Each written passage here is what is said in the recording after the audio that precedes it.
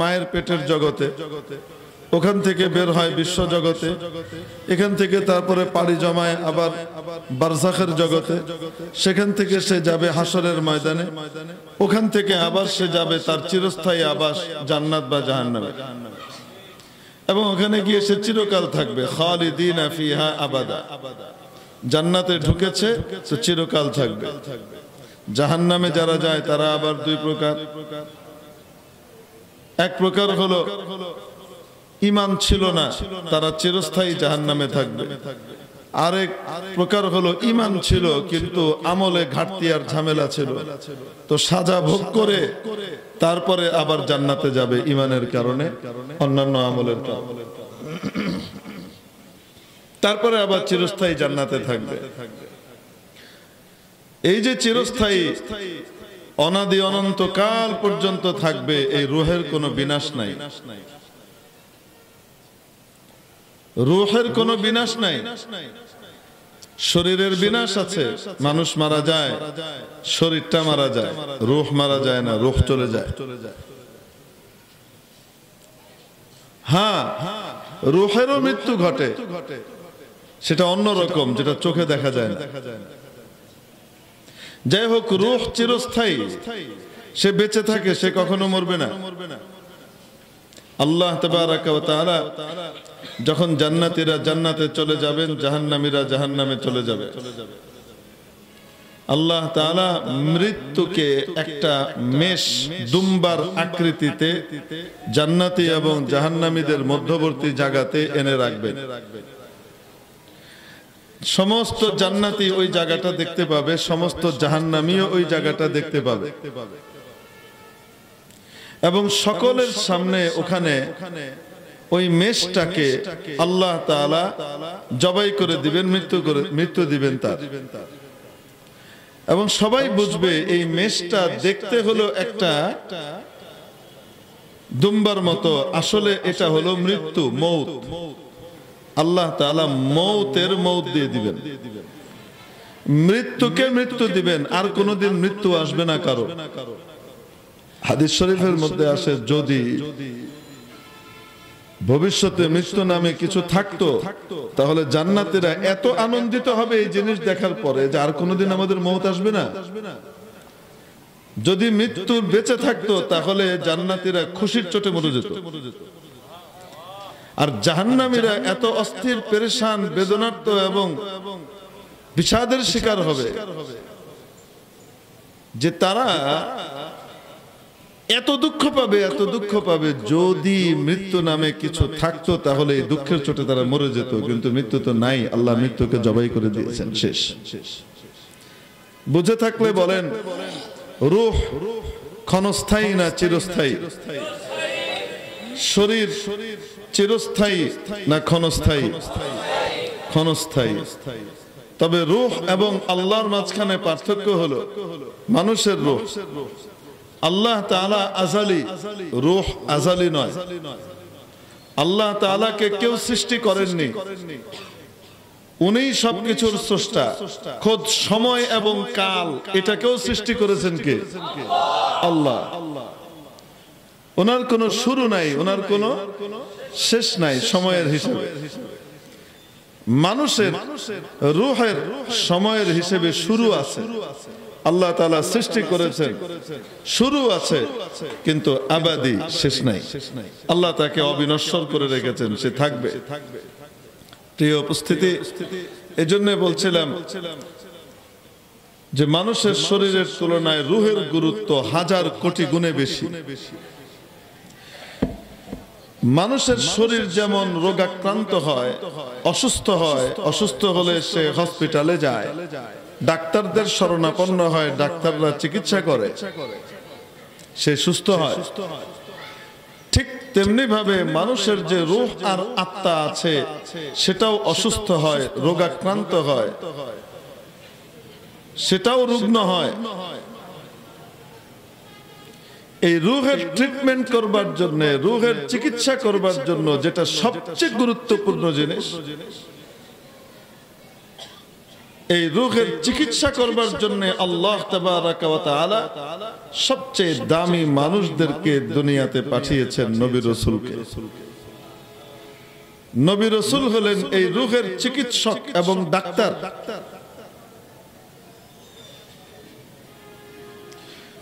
Doctor নিজেই যদি অসুস্থ হয় তাহলে সেই ডাক্তারের কাছে রোগী যাবে, বলেন না কেন? এক ডাক্তারের কাছে রোগী গিয়েছে, রোগীর কি সমস্যা? চোখে একটা জিনিসকে দুইটা দেখে। একটা জিনিসকে কয়টা দেখে? দুইটা দেখে। একজনকে দুজন দেখে, এক আঙ্গুলকে দুই আঙ্গুল দেখে। এটা সুস্থতা না অসুস্থতা? চিকিৎসার জন্য ডাক্তারের কাছে ঢুকেছে উনি এবং ওনার অ্যাটেন্ডেন্ট যিনি নিয়ে গেছে ডাক্তারের কাছে। ডাক্তার সাহেব এই দুইজনকে ঢুকতে দেখে বলছে, একজন একজন করে আসেন। 6 জন আসছেন কেন? বুঝতে পারেন নাই? মানে রোগী তো একটাকে কয়টা দেখে, ডাক্তার একটারে কয়টা দেখে? এরকম ডাক্তার নিয়ে চিকিৎসা করবে, বলেন না কেন? তো যাদেরকে আল্লাহ তাআলা রুহানি রোগের ডাক্তার বানিয়েছেন, রুহানি রোগের নাম হলো গুনাহ। বুঝে থাকলে বলেন, রুহানি রোগের নাম কি? গুনাহ, চাই ছোট হোক চাই বড় হোক। যেই নবী রাসূলকে আল্লাহ তাআলা গোটা মানব জাতির ট্রিটমেন্টের জন্য চিকিৎসক হিসেবে পাঠাইলেন, সেই নবী রাসূল নিজেই যদি গুনাহ করে, তার ভিতরে যদি রোগ থাকে, সে আর কারে ট্রিটমেন্ট করবে? ঠিক কি ঠিক না? এজন্য বুঝে থাকলে বলেন, নবী রাসূলের কি গুনাহ হয় না? মাসুম। নবী রাসূল মাথা থেকে পা পর্যন্ত নবুয়তের আগেও মাসুম, নবুয়ত প্রাপ্তির পরেও মাসুম, বেগুনাহ। নবী রাসূলের কোনো গুনাহ হয় না। গোটা মানব জাতির চিকিৎসক হিসেবে রব্বুল আলামিন নবী রাসূলকে পাঠালেন। বিশেষ করে আমাদের জন্য সর্বশ্রেষ্ঠ নবী, সর্বশেষ রাসূল নবীজি মুহাম্মদুর রাসূলুল্লাহ সাল্লাল্লাহু আলাইহি ওয়াসাল্লামকে পাঠালেন। নবী যখন চলে যান, ডাক্তার চলে গেছেন, এক ডাক্তার চলে গেলে আরেক ডাক্তার আসতেন। সর্বশেষ নবী নবীজি মুহাম্মদুর রাসূলুল্লাহ সাল্লাল্লাহু আলাইহি ওয়াসাল্লাম হওয়ার কারণে এরপরে আর কোনো ডাক্তার তো আসবে না আল্লাহর কাছ থেকে নতুন। তাহলে ডাক্তারের দায়িত্ব পালন করার লোকের দরকার আছে না নাই? নবী যে ডাক্তারি গাইড বুক নিয়ে এসেছে, সেই গাইড বুকের নাম হলো কোরআন। কোরআনের ব্যাখ্যার নাম হলো হাদিস। মেরে মুহতারাম দোস্ত, রব্বুল আলামিনের জন্য কোরআনের ব্যাপারে মাওলা বলেছেন, ওয়া নুনাজ্জিলু মিনাল কুরআনি মা হুয়া শিফাউ ওয়া রাহমাতুল লিল মুমিনিন। আমি যে কোরআন অবতীর্ণ করেছি, সেই কোরআন ঈমানদারদের জন্য শিফা, আরোগ্য, রোগ মুক্তি এবং রহমত। এইটার আলোকে, আল্লাহর কাছ থেকে প্রাপ্ত কিতাবের আলোকে, নবী রাসূল আল্লাহ তাআলার পক্ষ থেকে পাওয়া ওহীর আলোকে নবী রাসূল ট্রিটমেন্ট করে। বুঝাইতে পারি নাই? সে চিকিৎসা গ্রন্থের নাম কি? আগেকার নবীদের আমলে নবী চলে গেছেন, নবীর কিতাবকে বিকৃত করে ফেলেছে, উম্মত নষ্ট করে ফেলেছে। এই নবীর পরে, নবীজির পরে, শেষ নবীর পরে যেহেতু আর কোন নবী আসবে না, এজন্য রব্বুল আলামিন কিয়ামত পর্যন্ত চিকিৎসার ব্যবস্থাপত্র হিসেবে কোরআনের হেফাজতের দায়িত্ব নিয়েছেন। ইন্না নাহনু নাযালনা যিকরা ওয়া ইন্না লাহু লাহাফিযুন। নিশ্চয় আমি এই কোরআন অবতীর্ণ করেছি এবং আমি এটার হেফাজত করব। কারণ কোরআন যদি না থাকে তাহলে কিয়ামত পর্যন্ত মানুষের আর সুস্থতা থাকবে না, রূহগুলা সব ক্যান্সারে আক্রান্ত হয়ে যাবে। ঠিক কিনা? মানুষের রুহানি রোগের মুক্তির জন্য যে গাইড বুক, সেই চিকিৎসাপত্র ব্যবস্থাপত্রের নাম হলো কোরআন। এই কোরআন এবং হাদিস, মনে রাখবেন, এই কোরআন আর হাদিস সরাসরি কি মানুষ নিজে নিজেই এটার উপরে গবেষণা করে সবকিছু চিকিৎসাপত্র নিবে, না ডাক্তারের কাছে যাবে? আসতে বলে। আপনি কি বাজার থেকে ওষুধের বই কিনে এনে মোতালা করে পড়ে তারপরে চিকিৎসা করেন আপনার নিজের রোগের, না ডাক্তার সাহেবের কাছে যান? কেন? ভেজাল লাগতে পারে, ভেজাল লাগলে চিকিৎসা করে মারা যেতে পারে। ডাক্তারের কাছে গেলে নিশ্চয়তার সাথে নিরাপদে সে সুস্থ হয়ে বাড়ি ফিরবে, এটা সে জানে। অবাস্তব না বাস্তব? ঠিক তেমনি ভাবে নবী যখন চলে যান, ডাক্তার চলে গেলে ডাক্তারের দরকার আছে না নাই? এজন্য রাসূল পাক সাল্লাল্লাহু আলাইহি ওয়াসাল্লাম হাদিস শরীফে বললেন, ইন্নাল উলামা ওয়ারাসাতুল আম্বিয়া, নিশ্চয় আলেম ওলামারা হলেন নবীদের ওয়ারিস। ওয়া ইন্নাল আম্বিয়া লাম ইউয়ারিসু দিনারাও ওয়ালা দিরহামা, নবী রাসূল মিরাস হিসাবে ওয়ারিস সূত্রে টাকা পয়সা ধন দৌলত বাড়ি গাড়ি দিনার দিরহাম রেখে যান না। ইন্নামা ওয়ারাসুল ইলম, তারা মিরাস হিসেবে ওয়ারিস সূত্রে যেটা রেখে যান সেটা হলো আসমানি ইলম। কি রেখে যান? ফামান আখাযাহু আখাযা বিহাযযিন ওয়াফির। আলেম ওলামারা বলেন নবী রাসূলের রেখে যাওয়া সেই ইলম কোরআন এবং সুন্নাহর ধারক বাহক। নবীর অনুপস্থিতিতে আলেম ওলামারা হলেন উম্মতের ডাক্তার। বুঝেন না মনে হয়? নবীর অনুপস্থিতিতে আলেম ওলামারা হলেন নবীর ওয়ারিসরা হলেন উম্মতের ডাক্তার। কার ডাক্তার? শরীর আক্রান্ত হলে মানুষ হসপিটালে যায়, ডাক্তারের শরণাপন্ন হয়, ডাক্তারের ব্যবস্থাপত্র অনুযায়ী নার্স এবং ওয়ার্ড বয় ট্রিটমেন্ট দেয়, মানুষ সুস্থ হয়। ছোট হসপিটালে কাজ না হলে বড় হসপিটালে যায়।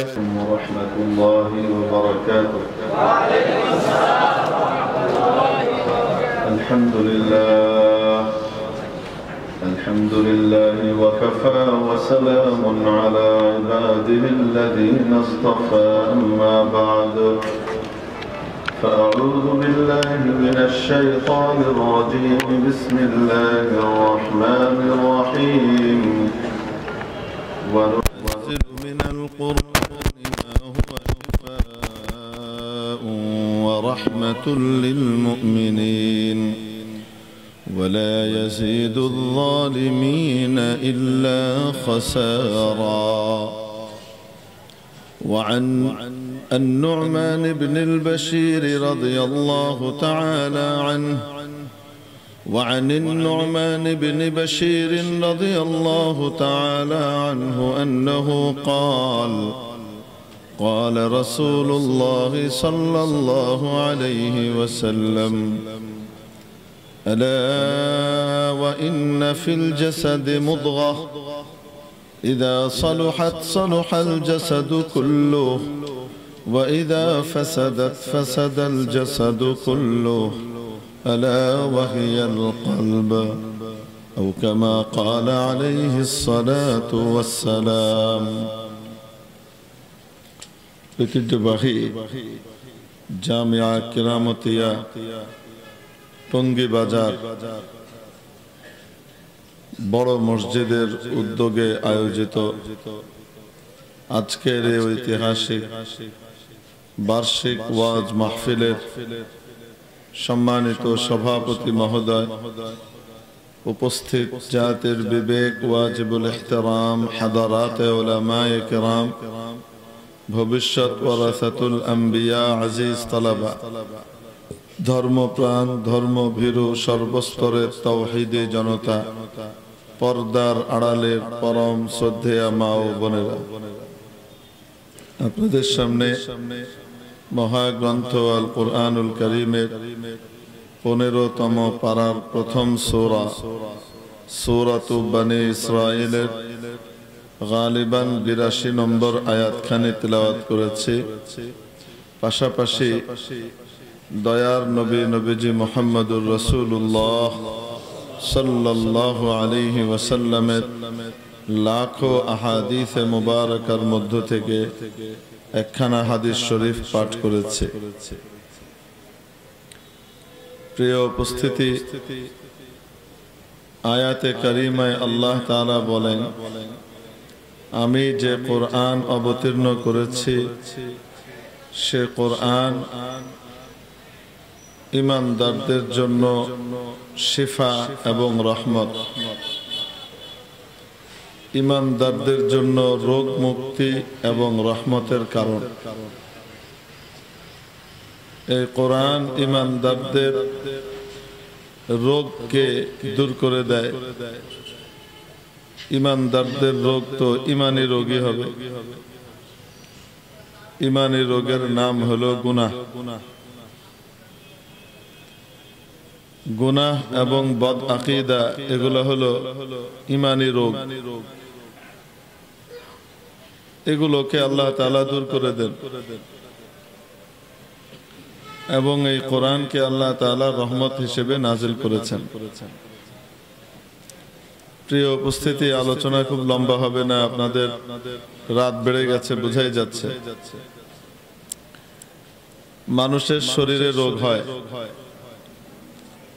শরীরে যখন রোগ হয় মানুষ ট্রিটমেন্টের জন্য, সুস্থতার জন্য হসপিটালে যায়, হাসপাতালে যায়। হাসপাতালও বহু রকমের আছে, ছোট হসপিটাল, বড় হসপিটাল, কম দামি হসপিটাল, বেশি দামি হসপিটাল, বহু টাইপের হসপিটাল আছে। শারীরিক রোগ হলে মানুষ যেমন চিকিৎসার জন্য হসপিটালে যায় এবং রোগ মুক্ত হয়ে চলে আসে। হাসপাতাল পরিচালনা করেন কারা? দুই ধরনের লোক। হাসপাতালে সেবা দেন রোগীদেরকে সরাসরি দুই ধরনের মানুষ। এক, ডাক্তার সাহেবান। দুই, ওয়ার্ড বয় এবং নার্স, মুমাররিদ আর মুমাররিদা। ইনারা ট্রিটমেন্ট দেন। ডাক্তার সাহেব সাজেশন দেন, লিখে দেন কি করতে হবে, রোগীরা তাই করে।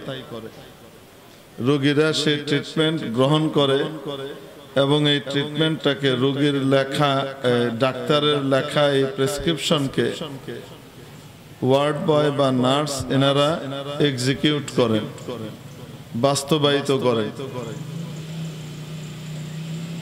এত ঘন্টা পর পর এই ওষুধ, আর এত ঘন্টা পর পর এই ইনজেকশন।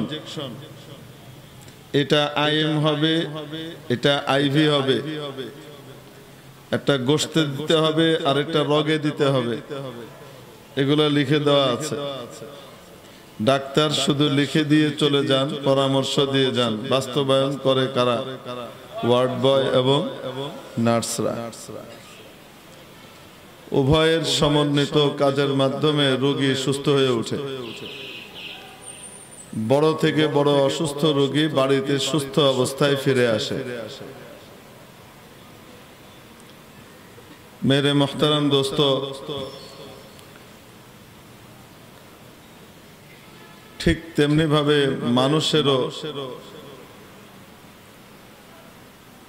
শরীরের সাথে সাথে তার চেয়ে অনেক গুরুত্বপূর্ণ আরেকটা জিনিস তার শরীরে বিদ্যমান, আত্মা। যে আত্মা না থাকলে মানুষের কোনো দাম নাই।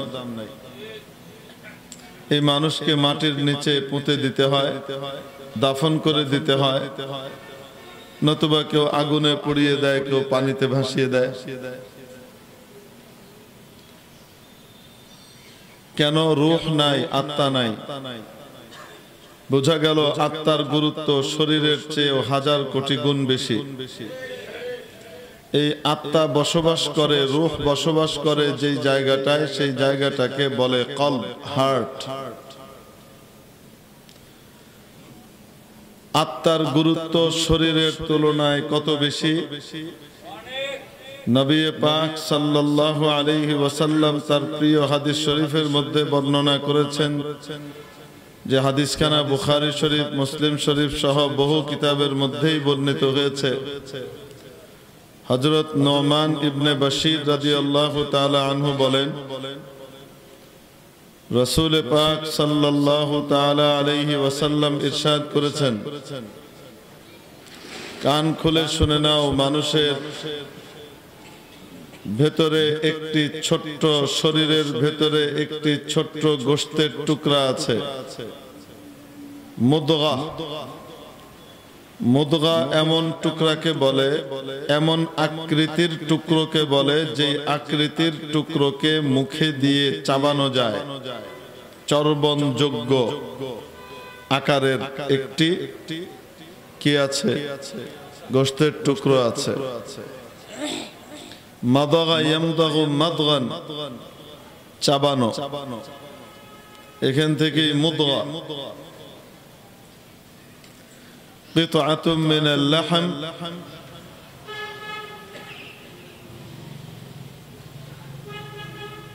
গোশতের ছোট্ট টুকরা যেটাকে মুখে দিয়ে চাবানো যায়।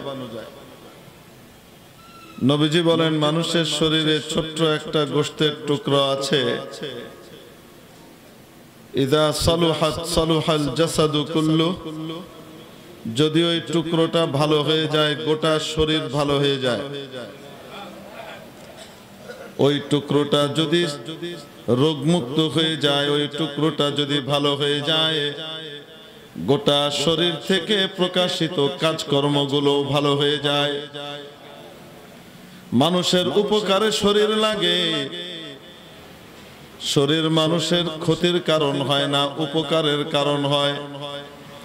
এখান থেকে যে কাজগুলো প্রকাশিত হয় সেই কাজগুলো সব ভালো ভালো কাজ হয়, আল্লাহ এবং রাসূলের প্রিয়তম কাজ হয়।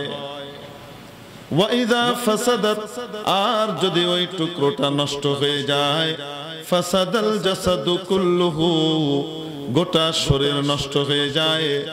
ওই টুকরোটার মধ্যে যদি পচন ধরে, কখনো চুরি করবে, কখনো ডাকাতি করবে, কখনো ছিনতাই করবে, কখনো মিথ্যে কথা বলবে, কখনো অন্যের হক নষ্ট করবে, কখনো বোনের হক নষ্ট করে হজম করে ফেলবে, আবার কখনো ভাইয়ের হক সরকারি হাইকোর্ট দেখিয়ে ভাইয়ের হক নষ্ট করে নিজে বেশি করে জমি নিয়ে নিবে। বুঝাইতে পারি না? এই সবগুলা হবে কখন? যখন ওই টুকরোটা নষ্ট হয়ে যায়, তখন গোটা শরীরের অঙ্গ প্রত্যঙ্গ গুলো নষ্ট হয়ে যায়, এখান থেকেও পচা কাজ বের হয়। তাহলে এই টুকরোটাকে সাধারণ টুকরো না, খুব গুরুত্বপূর্ণ টুকরো। বলা যায় গোটা শরীর হলো প্রজা, আর ওই টুকরোটা হলো রাজা। রাজার কথায় প্রজা চলে, এটাই স্বাভাবিক। আন্নাসু আলা দীনি মুলুকিহিম। প্রিয় উপস্থিতি, নবীজি সাল্লাল্লাহু আলাইহি ওয়াসাল্লাম বলেন, মনে রেখো ওই টুকরোটা হলো কলব, যেটাকে তোমরা হার্ট বলো, সেটা হলো সেই টুকরা যেটা ভালো হলে গোটা শরীর ভালো, যেটা নষ্ট হলে গোটা শরীর নষ্ট। তাহলে বলেন তো দেখি, শরীরের মধ্যে শরীর এবং রূহ, শরীর এবং আত্মা, জিসিম এবং রূহ, এই দুটার ভিতরে অধিক গুরুত্বপূর্ণ কোনটি? শরীর না আত্মা? জিসিম না রূহ? রূহ। কারণ শরীর একটা দিন শেষ হয়ে যায়, রূহ কোনোদিন শেষ হয় না, তার জন্ম আছে, মৃত্যু নাই। শরীরের মৃত্যু ঘটে, শরীর মারা যায়, তাকে দাফন করে দেয়া হয়, কিন্তু রূহ ঈমানি রোগের চিকিৎসার জন্য আলেম ওলামাদের তত্ত্বাবধানে কিছু হসপিটাল দুনিয়াতে আল্লাহ রেখেছেন। রুহানি চিকিৎসার এক হসপিটালের নাম হলো কওমি মাদ্রাসা, ইলমে দ্বীনের মার্কাজ। রুহানি চিকিৎসার আরেক হসপিটালের নাম হলো হক্কানি মাশায়েখের খানকাহ, আল্লাহওয়ালাদের সোহবতের জায়গা। রুহানি চিকিৎসার অন্যতম আরেকটা হসপিটালের নাম হলো দাওয়াত ও তাবলীগ। ভ্রাম্যমান হসপিটাল। বুঝেন নাই মনে হয়? মেরে মোহতারাম দোস্ত, এগুলা হলো এক একটা হসপিটাল। এই হসপিটালে মানুষ যায়, গিয়ে কি করে? নিজের আত্মার রোগ দূর করে। এই যে ওয়াজ মাহফিলের ময়দানগুলো, এগুলো আরেকটা হসপিটাল। এই হসপিটালের মাধ্যমে মানুষ তার আকীদা এবং আমল পরিশুদ্ধ করার দিক নির্দেশনা পায়। বুঝাইতে পারি নাই? এগুলো এক একটা হসপিটাল, কোনটা স্থির, কোনটা ভ্রাম্যমান। দাওয়াত ও তাবলীগ এবং এই যে ওয়াজ মাহফিলের যে হসপিটাল, এগুলো হলো ভ্রাম্যমান হসপিটাল। ডাক্তাররা ঘুরে ঘুরে কি করে? ট্রিটমেন্ট দিয়ে বেড়ায়, বিভিন্ন জায়গায় গিয়ে গিয়ে চিকিৎসা দেয়। আর মাদ্রাসা, খানকা, এগুলো হলো বলেন নির্ধারিত এক এক জায়গার হসপিটাল। আমাদের শারীরিক রোগের হসপিটাল ওই দুই রকমেরই আছে। ব্লাড ব্যাংক হিসেবে আপনি হসপিটালের বা রেড ক্রিসেন্টের যে অফিস আছে সেটাও ব্লাড ব্যাংক। আবার রেড ক্রিসেন্ট ব্লাড ব্যাংক হিসেবে কি করে? মাঝে মাঝে দেখবেন বিভিন্ন মসজিদের সামনে জুমার দিন, বিভিন্ন কলেজ ভার্সিটির সামনে মাঝে মাঝে তারা রক্তদান কর্মসূচি নিয়ে বিরাট বাস নিয়ে চলে যায়। এক এক বাসে এক এক সাথে 5 জন করে 4 জন করে রক্ত দিতে থাকে। বুঝেন না মনে হয়? এটা ভ্রাম্যমান। তো বলছিলাম শরীরও একদম সামারিতে চলে আসে। মানুষের শরীরে দুইটা জিনিস, একটা হলো তার শরীর, একটা হলো তার রূহ।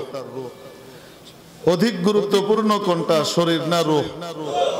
শরীরও গুরুত্বপূর্ণ, রূহও গুরুত্বপূর্ণ, কিন্তু রূহের গুরুত্ব শরীরের তুলনায় 1000 কোটি গুণ বেশি। শরীর রোগাক্রান্ত হলে মানুষ হসপিটালে যায়, চিকিৎসা নেয়, ডাক্তারের কাছ থেকে প্রেসক্রিপশন নেয়, ওয়ার্ড বয় এবং নার্সরা সেটাকে এক্সিকিউট করে, সে কি হয়? সুস্থ হয়। ঠিক তেমনি ভাবে মানুষের রূহ যখন রোগাক্রান্ত হয়, তার জন্য চিকিৎসার জায়গা আল্লাহ দিয়ে রেখেছেন মাদ্রাসা, খানকা, ওয়াজ মাহফিলের মজলিস, আল্লাহওয়ালাদের সোহবতের জায়গা। এমনি ভাবে দাওয়াত ও তাবলীগ, এই সবগুলা হলো এক একটা হসপিটাল। এই হসপিটালের ডাক্তারদের নাম হলো আলেম ওলামা, আর নার্স, ওয়ার্ড বয়ের দায়িত্ব পালন করে পুরনো সাথীরা এবং তাদের কাছ থেকে ট্রেনিং প্রাপ্ত লোকরা, ডিপ্লোমা করে যারা কাজ করে তারা। বুঝাইতে পারি নাই? এখন আসেন আমার কথার সার সংক্ষেপে আমি চলে আসি। দুনিয়ার কোন হসপিটালে গেলে আপনি দেখবেন ডাক্তাররা অনেক সময় দেখা যায় কোন ডাক্তার নতুন, মাত্র পাশ করে বেরিয়ে এসেছেন, 2 বছর 3 বছর হয়েছে হসপিটালে যোগ দিয়েছেন। আর কোন নার্স এবং ওয়ার্ড বয় 25 বছর 30 বছরের অভিজ্ঞ আছে না নাই? এত অভিজ্ঞ হয় কোন নার্স এবং ওয়ার্ড বয়, যখন রোগীর ভেইন খুঁজে পাওয়া যায় না কোনোভাবে, অনেক সময় আইভি করতে হবে, স্যালাইন দিতে হবে, ক্যানোলা করতে হবে, কিন্তু ভেইন খুঁজে পাওয়া যাচ্ছে না। না পাওয়া গেলে এরকম করে থাপ্পড় মারে, এইভাবে আটকায়, এইভাবে এই করে সেই করে, কোনোভাবে ফুলিয়ে টুলিয়ে যদি বের করা যায় তো এখানে কি করবে? সূচ ঢুকাবে। অনেক সময় অনেক ডাক্তার ঢুকাইতে হিমশিম খায়, খুঁজে পাওয়া যাচ্ছে না। কিন্তু এমন কিছু অভিজ্ঞ নার্স পাওয়া যায়, মেট্রন পাওয়া যায়, এমন কিছু ওয়ার্ড বয় পাওয়া যায়, এরকম করে ধরে, এরকম করে বাঁধে, বলে আচ্ছা কিছুই দেখা যাচ্ছে না, সে একদম অনুমান আর আন্দাজের উপরে একটা গুঁতা দেয়, একবারেই তার একদম ভেনের ভিতরে ঢুকে যায়। হয় কি হয় না? এত অভিজ্ঞ থাকে। এখন অভিজ্ঞ এরকম পুরনো নার্স আর ওয়ার্ড বয়রা মনে করেন কোন একটা হসপিটালে তারা সিদ্ধান্ত নিল, এই চ্যাংড়া ডাক্তারদের ডিসিশন সকালে একটা বিকালে একটা, কোনো ঠিক নাই। এখন এক ওষুধ দেখছে, কালকে এসে বলে না না এই ডোজ চেঞ্জ হবে, ওইটা হবে, এটা যোগ হবে, এটা বাদ যাবে। কালকে কইছিল এটা চলবে, এখন কয় এটা চলবে না, ওইটা চলবে। বুঝাইতে পারি নাই? এদের জ্বালাতনা সহ্য করা যায় না, মাঝে মাঝে মাতব্বরি মারে। এদের এই মাতব্বরি সহ্য করা যাচ্ছে না, অতএব এখন থেকে হসপিটাল আমরাই চালাবো, ডাক্তার দরকার নেই। কি দরকার নেই? ডাক্তারবিহীন এই হসপিটাল সুস্থ রোগী উপহার দিবে না, কবরস্থান ভরবে। বুঝাইতে পারিনি? কিছু কিন্তু সুস্থ হয়ে যাবে। এই পুরনো নার্স এবং ওয়ার্ড বয়দের অভিজ্ঞতাতে তারা কি হয়ে যাবে, কিছু কিছু মানুষ সুস্থ হয়ে যাবে, হবে না তা না, কিন্তু সুস্থর হার বাড়বে। রুহানি রোগের যে হসপিটালগুলো আছে, এই হসপিটালগুলোর ভিতরে যদি কোন পুরনো সাথীর মাথার ভিতরে আসে যে আমরা তো অনেক অভিজ্ঞ, অতএব এখন থেকে আমাদের আর ডাক্তারের দরকার নেই, বিনা ডাক্তারেই আমাদের চলবে, তো ওই হসপিটালের দশা কি হইতে পারে বুঝতে পারেন তো? নাকি বুঝেন নাই মনে হয়? আরো খুলে বলা লাগবে না? আকলমন্দরা ইশারা কাফিস। অতএব ধর্মীয় যত হসপিটাল আছে, রুহানি যত হসপিটাল আছে, এই সমস্ত হসপিটাল তখন কার্যকর হবে যখন সেখানে ভালো ভালো ডাক্তার থাকবে। ডাক্তারবিহীন হসপিটাল রুহানি মৃত্যুর কারণ ঘটবে, আত্মার মৃত্যুর কারণ ঘটতে পারে, আল্লাহ না করুক। এটা ঈমান হারা হওয়ার পর্যায়েও নিয়ে যেতে পারে, একটা পর্যায়ে বেয়াদবির এমন স্তরেও নিয়ে যেতে পারে। অবাস্তব না বাস্তব? এজন্য আল্লাহ তাআলা আমাদেরকে বুঝবার, আমল করবার, ভালো ডাক্তারদের সাথে থেকে কাজ করবার, নিজের রূহকে সংশোধন করবার, রোগ মুক্ত করবার তৌফিক দান করেন। ওয়া আখিরু দাওয়ানা আনিল হামদুলিল্লাহি রাব্বিল আলামিন। দোয়া আপনি করে দেন, আমি করলে তো ছোট্ট দোয়া করব। اللهم صل على سيدنا مولانا محمد وآله وصحبه وبارك وسلم। আই মাওলা সবাইকে maaf করে দেন, আমাকে maaf করে দেন, সকলকে maaf করে দেন, সকল ব্যবসায়ী ভাইদেরকে maaf করে দেন। আজকের যারা আয়োজক, আয় আল্লাহ আজকের এই কোরআনী মিলন মেলাকে যারা বাস্তবায়ন করেছে, যারা এটাকে সফল কাম করেছে, তন দিয়ে, শরীর দিয়ে, গতর দিয়ে, মন দিয়ে, ধন দিয়ে, শ্রম দিয়ে, অংশগ্রহণ দিয়ে, অনুমোদন দিয়ে, নিরাপত্তা দিয়ে, আয় আল্লাহ তাদের প্রত্যেককে দুনিয়া আখিরাতে আপনি উত্তম বিনিময় দিয়ে দেন। আমাদের আব্বা আম্মাকে maaf করে দেন। আয় আল্লাহ যারা বেঁচে আছেন তাদের নেক হায়াত দারাজ করে দেন, তাদের খেদমত গুজার সন্তান হবার তৌফিক দান করেন। আব্বা আম্মা আমার মুরব্বী যারা দুনিয়া থেকে চলে গেছেন maaf করে দেন, কবরগুলো জান্নাতের বাগান বানিয়ে দেন। আমাদের সন্তানদেরকে দিনদার, পরহেজগার, আলেমে বা আমল, হাফেজে কোরআন, মুত্তাকি, আয় আল্লাহ আপনার হাবিবের খাঁটি উম্মতি হিসেবে কবুল ও মঞ্জুর করে নেন, আপনার হাবিবের খাঁটি ওয়ারিস হিসেবে কবুল করে নেন। আয় আল্লাহ একজনকেও আপনি মাহরুম আর বঞ্চিত করে দেন। আয় আল্লাহ আমাদের রুহানি সন্তান যারা আমাদের কাছে পড়াশোনা করে, আয় আল্লাহ আমাদের কাছ থেকে দ্বীন শিখে, আয় আল্লাহ তাদের কাউকে আপনি মাহরুম করেন না। আয় আল্লাহ তাদেরকে দুনিয়া আখিরাতে ইজ্জত এবং সাফল্য দিয়ে দেন। আয় আল্লাহ খাঁটি ওয়ারিসুল আম্বিয়া হিসেবে কবুল করে নেন। আয় মাওলাই করিম যারা হাত উঠিয়েছেন প্রত্যেকের মনের নেক বাসনাকে পুরা করে দেন, অসুস্থকে সুস্থ করে দেন, ঋণগ্রস্তকে ঋণ মুক্ত করে দেন, অভাবীর অভাবকে দূর করে দেন, বিবাহের সমস্যায় যারা ভুগছেন তাদেরকে মেহেরবানি করে অতি দ্রুত সুস্থতা নসিব করে দেন। পরওয়ারদিগারে আলম আয় আল্লাহ দুনিয়া থেকে যাবার সময় ঈমানের সাথে যাবার তৌফিক দান করেন। আয় আল্লাহ আমাদেরকে ঈমানের সাথে যাবার ব্যবস্থা করে দিয়েন। আয় আল্লাহ সব রকমের শিরক, কুফর, বিদআত থেকে, আয় আল্লাহ দালালাত আর গুমরাহি থেকে আমাদেরকে আপনি হেফাজত করেন। আয় আল্লাহ আমাদেরকে সিরাতে মুস্তাকিমের উপরে অবিচল এবং অটল থাকবার তৌফিক দান করেন। আয় আল্লাহ হক কাজকে হক নাহাজে, আয় আল্লাহ সহি তরিকায় সহি পদ্ধতিতে করবার তৌফিক আপনি দান করেন। আয় আল্লাহ আমাদের ভুল ত্রুটি হলে আপনি মাফ করে দিয়েন। আয় আল্লাহ আল্লাহুম্মা আলহিমনা রুশদা, আয় আল্লাহ আমাদেরকে রুশদ ও হিদায়াত, আয় আল্লাহ সাদাদে রায় আমাদেরকে আপনি নসিব করে দেন। পরওয়ারদিগারে আলম দয়া করে মায়া করে সকলকে আপনি কবুল ও মঞ্জুর করে নেন। মাওলা সকলের সকল হাজাতকে গায়বের অফুরন্ত খাজানা থেকে পুরা করে দেন। এই মাদ্রাসাকে দিন দুগুণে রাত চৌগুণে তরক্কি নসিব করেন। সকল মাদারিসে দিনিয়ার আপনি হেফাজত করেন, মারাকিজে দিনিয়ার হেফাজত করেন। আয় আল্লাহ সব রকমের সুজুদ ও ইনহিরাফ থেকে আপনি হেফাজত করেন, সব রকমের শুরুর ও ফিতান থেকে আপনি হেফাজত করেন। মাওলায়ে কারীম দয়া করে মায়া করে আমাদেরকে ঈমানদার অবস্থায় আপনার ওলির খাতায় আমাদেরকে নাম উঠিয়ে দুনিয়া থেকে ডেকে নিয়েন। আয় আল্লাহ শেষ কালিমা আমাদের জবান থেকে জারি করে দিয়েন, লা ইলাহা ইল্লাল্লাহু মুহাম্মাদুর রাসূলুল্লাহ। সাল্লাল্লাহু আলা সাইয়্যিদিনা মুহাম্মাদিন ওয়া আলিহি ওয়া সাহবিহি আজমাইন।